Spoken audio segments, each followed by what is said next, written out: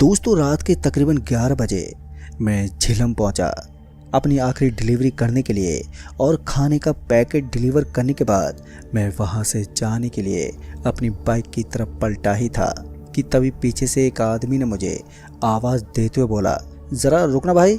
उस आदमी के ये कहते ही मैं एकदम से रुका और फिर जब मैं पीछे पलटा तो मैंने देखा कि एक थुलथुला आदमी जिसका कद यही कोई 3.5 फीट का होगा वो सामने से आता हुआ नजर आया। अभी मैं उसके थुलथुले शरीर को देख रहा था कि तभी वो मेरे पास आया और हाँफने लगा मानो महज कुछ कदम की लंबी दौड़ ने उस मोटे थुलथुले आदमी की सांसें उखाड़ दी हों। फिर जब उस आदमी की सांसें नॉर्मल हुई तो उसने कहा, भाई साहब आप डिलीवरी का काम करते हो ना? जिस पर मैंने उसे जवाब देते हुए कहा, हाँ सर।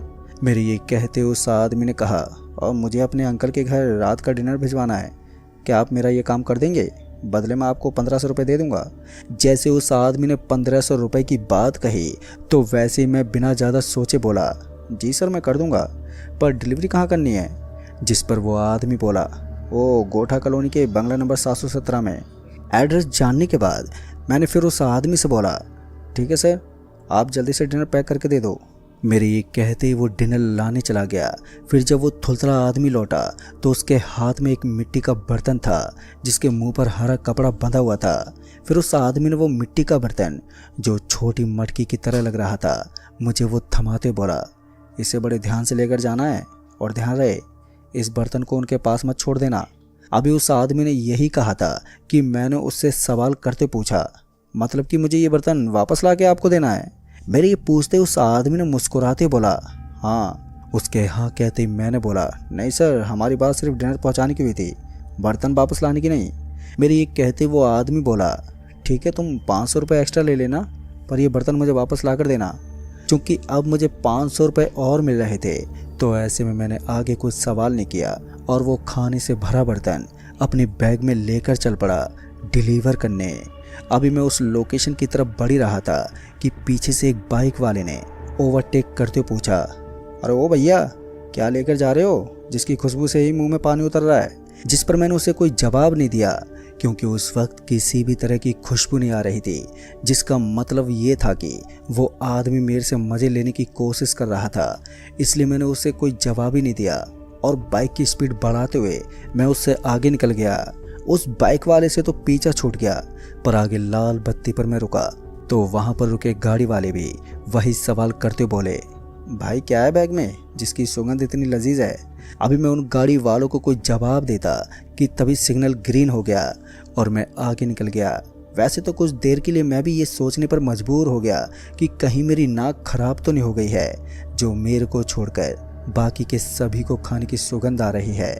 इसलिए बीच में ही मैंने बाइक को रोक के उस बर्तन को करीब से सूंघा, पर तब भी मुझे किसी भी तरह की कोई सुगंध ही नहीं आई, जिस वजह से मैं अब इस उलझन में पड़ गया कि इस बर्तन से पकवान की महक नहीं आ रही है तो वो लोग मुझसे किस खुशबू की बात कर रहे थे। कर इन्हीं सब सवालों के जाल को सुलझाता हुआ मैं बाइक लेकर पहुंचा गोठा कॉलोनी बंगला नंबर 717, जहां काफ़ी अंधेरा था। वैसे तो देखने में ये कॉलोनी रईसों की लग रही थी, पर यहाँ के खुले हवा में भी घुटन सी हो रही थी। खैर मैं फौरन बाइक से नीचे उतरा और डोर बेल बजाई, पर किसी ने दरवाज़ा नहीं खोला। मैंने 1 से 2 बार बेल बजाई पर तब भी किसी ने दरवाज़ा नहीं खोला। यहाँ तक कि मैं आवाज़ लगाते हुए बोला, आपका रात का डिनर लेकर आया हूँ, पर इसके बावजूद भी दरवाजे पर किसी तरह की हलचल ही नहीं हुई।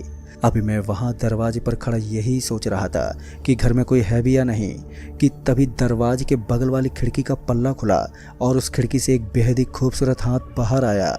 वो गोरी कलाई जिसमें सोने की चूड़ियाँ और उंगलियों में रूबी जड़ी हुई अंगूठियाँ ऐसे लग रहे थे मानो वो कोई महारानी हो। उसका सिर्फ एक ही हाथ इतना आकर्षक था तो खुद भला वो कितनी आकर्षक होगी। अभी मैं इन्हीं ख्यालों में डूबा हुआ था कि तभी उसने कहा, जल्दी दो। उसके ये कहते ही मैंने वो खाने का बर्तन उसे थमाते बोला, मैडम जी ये बर्तन खाली करके मुझे दे देना। जिस पर उस मैडम ने कुछ नहीं कहा और खिड़की बंद कर ली और वहीं मैं दरवाजे पर खड़ा उसके वो बर्तन लौटाने का वेट करने लगा। पर 5 से 10 और 10 से 20 मिनट होने को चले थे, पर मेरे लाख आवाज़ देने और दरवाजे खटखटाने के बावजूद भी उन्हें कोई फ़र्क ही नहीं पड़ रहा था। साथ ही अब मुझे गुस्सा भी आने लगा था। एक मन तो किया कि बर्तन लिए बिना ही यहाँ से निकल जाऊं, पर सवाल एक्स्ट्रा 500 रुपये का था। वैसे भी देरी तो हो ही गई थी, थोड़ी और सही। लिहाजा मैं दरवाज़ा खटखटाता रहा, इस उम्मीद में कि मेरे लगातार दरवाज़ा पीटने पर वो तंग हो जाएंगे और मुझे बर्तन लौटा देंगे। और हुआ भी कुछ ऐसा ही। तकरीबन अगले 10 मिनट और दरवाज़ा पीटने के बाद जाकर दरवाज़ा तो नहीं खुला, पर फिर से उसी खिड़की के पल्ले खुले जिस खिड़की से उस मोहतरमा ने बर्तन अंदर लिया था। खिड़की के पल्ले खुलते ही मैं उस खिड़की की तरफ बढ़ा, ये सोचकर कि उस मोहतरमा के हसीन हुस्न का दीदार हो जाएगा। पर इससे पहले मैं उस खिड़की के सामने पहुंचता कि तभी उस खिड़की से किसी ने वो बर्तन बाहर बढ़ाया। पर इस बार जो हाथ बाहर आया था वो उस मोहतरमा का नहीं था, बल्कि किसी और का ही था। उस हाथ पर बहुत सारे लाल लाल फपोले थे, साथ ही सड़न जैसी बदबू भी आ रही थी। वो बदबू इतनी तेज थी कि मेरा जी मचलाने लगा था। खैर उस वक्त मैंने किसी भी तरह से अपनी उल्टी रोकी और वो बर्तन लेकर वहाँ से भागा। खैर मैं बाइक से बहुत जल्दी वहाँ से निकल तो आया था, पर अभी भी उल्टी आ ही रही थी, जिस वजह से मैं बाइक ड्राइव नहीं कर पा रहा था। और अंत में जाकर मैंने बाइक हाईवे के किनारे पर लगाई।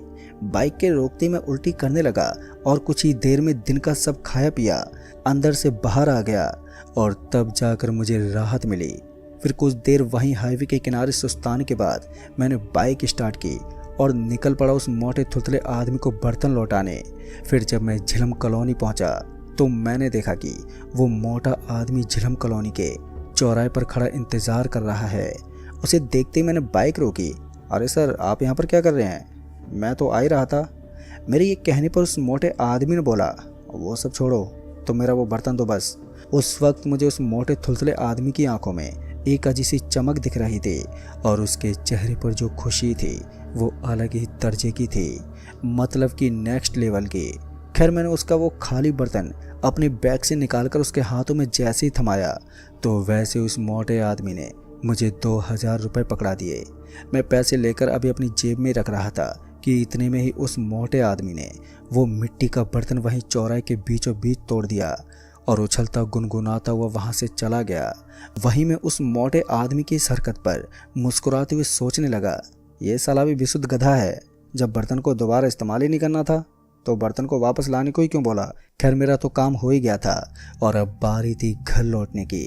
रात भी काफ़ी हो चुकी थी, लिहाजा मैंने बाइक को स्टार्ट किया और जैसे मैंने बाइक घुमाई कि मेरी नज़र 2-3 काले सांपों पर पड़ी जो उस टूटे हुए बर्तन के टुकड़ों के इर्द गिर्द मंडरा रहे थे। उन काले सांपों को वहाँ पर मंडराता देख मैं एकदम से डर गया और मैं तुरंत ही वहाँ से निकल गया। घर आते वक्त मैं पूरे रास्ते कभी उस मोहतरमा के खूबसूरत हाथों के बारे में सोचता तो वहीं दूसरी ओर उस घिनौने भद्दे सड़े हाथों के बारे में।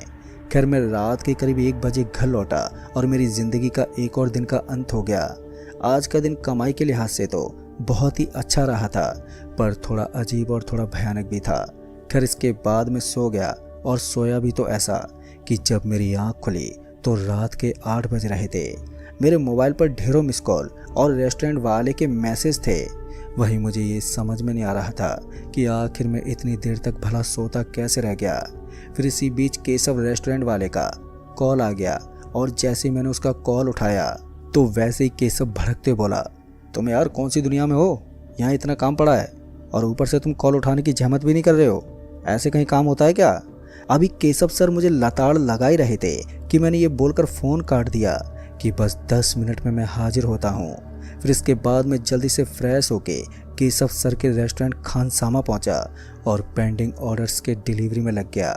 चूँकि ऑर्डर्स बहुत थे तो ऐसे में केशव जी को मेरे पर गुस्सा निकालने का वक्त ही नहीं मिला और मैं उस समय उनकी डांट से बच गया। खैर एक के बाद एक लगातार डिलीवरीज करते करते काफ़ी रात हो गई थी और अभी भी पता नहीं था कि कितनी और डिलीवरीज करनी है। खैर जब मैं नए ऑर्डर उठाने रेस्टोरेंट खानसामा पहुंचा तो 5 नए और ऑर्डर मेरा इंतज़ार कर रहे थे। उन 5 ऑर्डर्स में से एक ऑर्डर तो उसी झिलम कॉलोनी के कस्टमर का था जिसे पिछली रात डिलीवरी देने के बाद उस मोटे थुलथुले आदमी से मुलाकात हो गई थी और बाकी के 4 ऑर्डर गोठा कॉलोनी के आसपास के थे। पार्सल लेने के बाद मैं तो निकल गया अपनी आखिरी की डिलीवरीज करने। फिर जब 5 में से पहली डिलीवरी करने पिछली रात वाले कस्टमर के घर पहुंचा तो संजोग से मोटे थुतले आदमी से मेरी फिर से भेंट हो गई। दरअसल पिछली रात की तरह जब मैं डिलीवरी करने के बाद वहां से जाने के लिए अभी बाइक को स्टार्ट करने वाला था कि फिर से पीछे से उस मोटे थुतले आदमी ने मुझे आवाज़ देते हुए कहा, अरे ज़रा रुकना भाई साहब। उस आदमी के आवाज़ कानों में पड़ते ही जब मैंने सामने की तरफ देखा तो उस मोटे आदमी को फिर से देखकर पता नहीं क्यों मेरे चेहरे पर एक मुस्कुराहट आ गई। अभी मैं उसे देखकर मंद मंद मुस्कुरा ही रहा था कि इतने में ही वो आदमी हांफता हुआ मेरे पास आ गया और पूछा, भाई साहब आप डिलीवरी करते हो ना?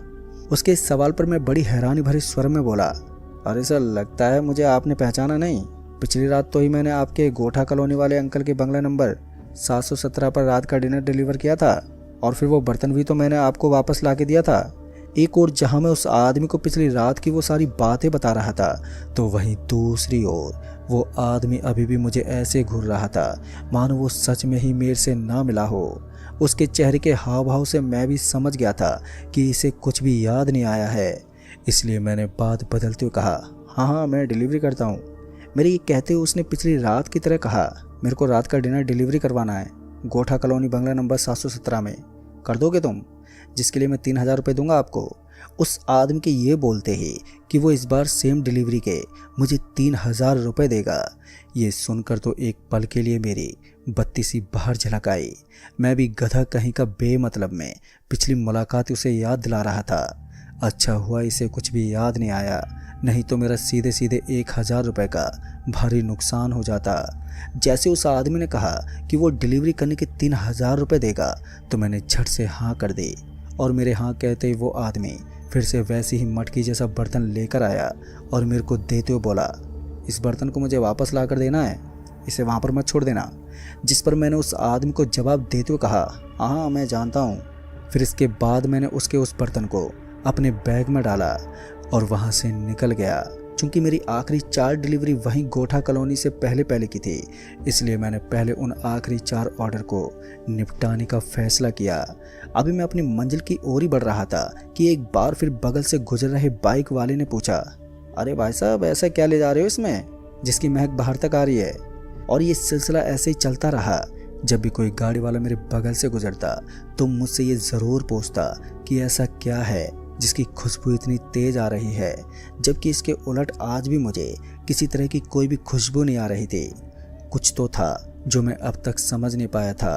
खैर जब मैं पिज़्ज़ा डिलीवरी करने अपने कस्टमर के पास पहुंचा तो उस कस्टमर ने भी मुझसे यही सवाल किया कि क्या खास है बैग में, जिस पर मैंने थोड़ा झुंझलाते हुए कहा, पता नहीं सर, मैं तो सिर्फ डिलीवरी बॉय हूँ, बस मेरा काम पार्सल डिलीवर करना है।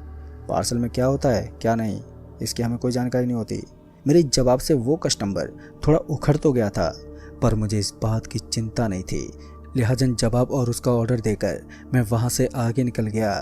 अब सिर्फ मेरे पास खानसामा रेस्टोरेंट के 2 ही ऑर्डर बाकी थे और अच्छी बात ये थी कि दोनों ही ऑर्डर एक ही अपार्टमेंट से थे, बस फ्लैट नंबर अलग अलग थे।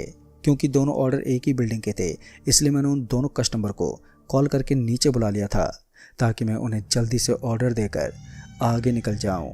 फिर जब मैं उस बिल्डिंग के नीचे पहुंचा तो एक कस्टमर पहले से मेरा वहां पर इंतज़ार कर रहा था। उसे मैंने उसका पैकेज दिया और फिर अगले कस्टमर का वेट करने लगा। पर जब अगला कस्टमर आया तो वो आते उस खुशबू की बात करने लगा जो शायद मेरे उस बैग से आ रही थी। इससे पहले मैं उस कस्टमर को कुछ भी बताता कि वो चिल्लाते बोला, जितना जल्दी हो सके उतना जल्दी छोड़ दे ये काम, भाग जाए यहाँ से, अब दोबारा मत आइयो। ये बोलते वो आदमी वहाँ से बिना पार्सल लिए ही लौट गया। मुझे उस कस्टमर के इस रवैये पर हैरानी तो हुई, पर उस वक्त मैंने उतना ध्यान नहीं दिया और मैं वहाँ से निकल गया गोठा कॉलोनी के लिए, जहाँ मुझे बंगला नंबर 717 का ऑर्डर डिलीवर करना था। खैर जब मैं बंगला नंबर 717 पर पहुंचा तो पिछली रात की ही तरह आज भी वहां पर अंधेरा था, साथ ही वैसी घुटन हवा में महसूस हो रही थी। और फिर जब ऑर्डर डिलीवर करने के लिए मैंने डोर बेल बजाई तो इस बार भी किसी ने दरवाज़ा नहीं खोला। खैर मैं डोर बेल बजाता रहा और इसी बीच फिर से उसी खिड़की का पल्ला खुला जो पिछली बार खुला था। इस बार भी पल्ले के खुलते ही वही खूबसूरत हाथ बाहर निकला और मैं ठीक पिछली बार की तरह उस हाथ में वो खाने का बर्तन थमाते बोला, इस बार ज़रा जल्दी कीजिएगा, मुझे देरी हो गई है, मुझे जल्दी लौटना है। अभी मैं बाहर खड़ा बर्तन लौटाने का वेट ही कर रहा था कि तभी फिर से वो खिड़की का पल्ला खुला और इस बार फिर से वही गंदा बदबूदार हाथ बाहर आया। पर इस बार वो हाथ कुछ ज़्यादा ही घिनौना था। मसलन उस हाथ से मवाद टपक रही थी, जिस वजह से मुझे फिर से उल्टी का एहसास होने लगा था। खैर किसी तरह मैंने उल्टी रोकी और मैं वो बर्तन लेकर वहाँ से निकल गया। बर्तन लेकर मैं वहाँ से निकल तो गया था, पर अभी भी मेरा जी मचल रहा था। और फिर इसी बीच मेरा दिमाग चकरा गया और सामने से आ रही गाड़ी से मेरी भिड़ंत हो गई। और भिड़ंत होते ही मेरी आंखों के आगे अंधेरा छा गया। फिर उसके बाद जब मेरी आंख खुली तो मैं अस्पताल के बेड पर लेटा हुआ था। खैर मैं उस एक्सीडेंट से तो बच गया, पर अब मुझे एक औरत दिखाई देने लगी थी, जिसका मुझे सिर्फ हाथ दिखाई देता है। और ये वही हाथ है जो बंगला नंबर 717 की खिड़की से खाना लेने के लिए बाहर आता था। खैर अब मुझे ये तो समझ में आ गया है कि बंगला नंबर 717 के लोग हमारी तरह आम इंसान नहीं हैं। खैर मैं उस औरत से हमेशा दूरी बनाने की कोशिश तो करता हूँ, पर मुझे पता नहीं कि मैं उस औरत से खुद को और कितने दिन तक बचाए रख पाऊँगा। पर मैंने इस समस्या का समाधान ढूंढने की बहुत कोशिश की, लेकिन मैं अभी तक नाकाम हूँ। पर मैं अभी भी जुगत में लगा हुआ हूँ कि किसी तरह मुझे उस औरत से छुटकारा मिल जाए। और आप भी दोस्तों दुआ करें कि मुझे इस मुसीबत से जल्दी छुटकारा मिल जाए। अगर आपको ये स्टोरी पसंद आई हो तो अपने दोस्तों के साथ शेयर करना ना भूलें, और साथ ही चैनल पर नए हैं तो चैनल को भी ज़रूर सब्सक्राइब कर दें ऐसी ही डरावनी कहानियों के लिए। तो मैं जल्दी मिलूँगा ऐसी एक और भूतिया कहानी के साथ।